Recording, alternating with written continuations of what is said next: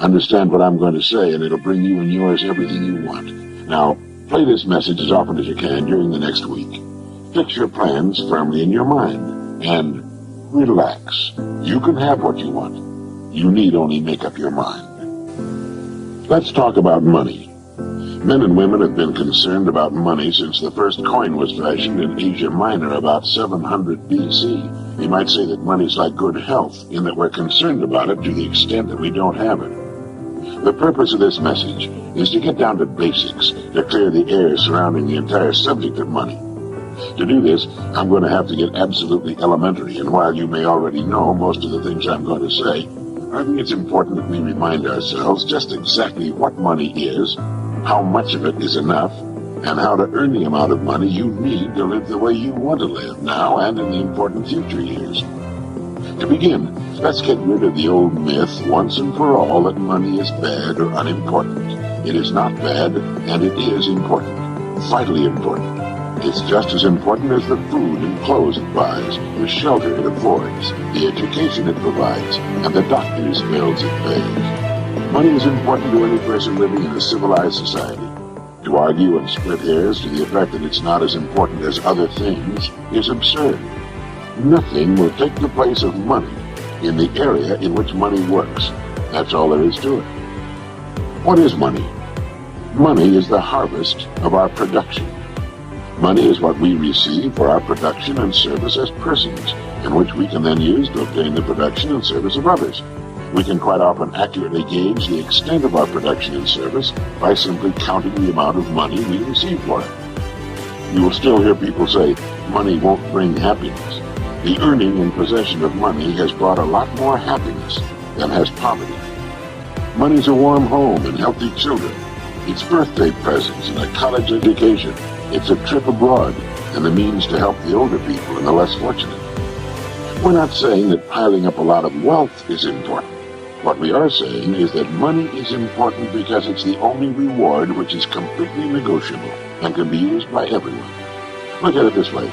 A diamond is more valuable than a lump of coal, yet that's exactly what a diamond was at one time.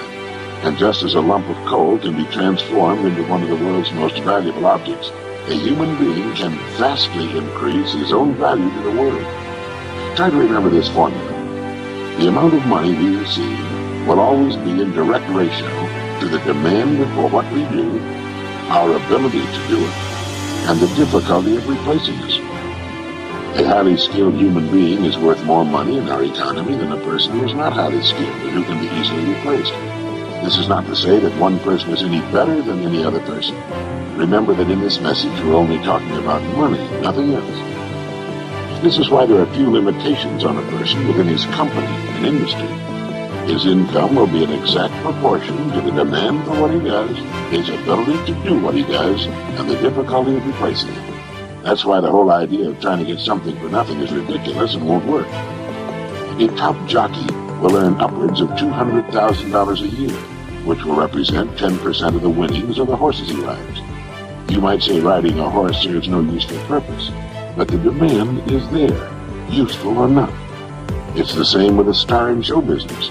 His or her income will very accurately reflect the demand for what he or she does.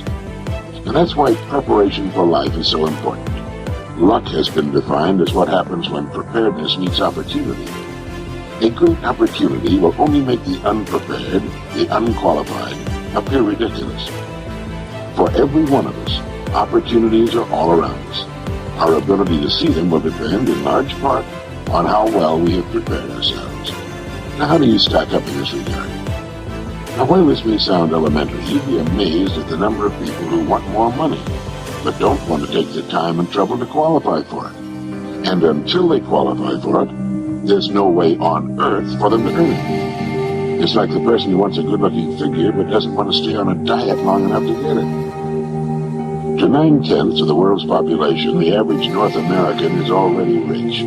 There's a greater difference between the standard of living of most of the world's population and our average worker than there is between the standard enjoyed by our average worker and the richest man in the country.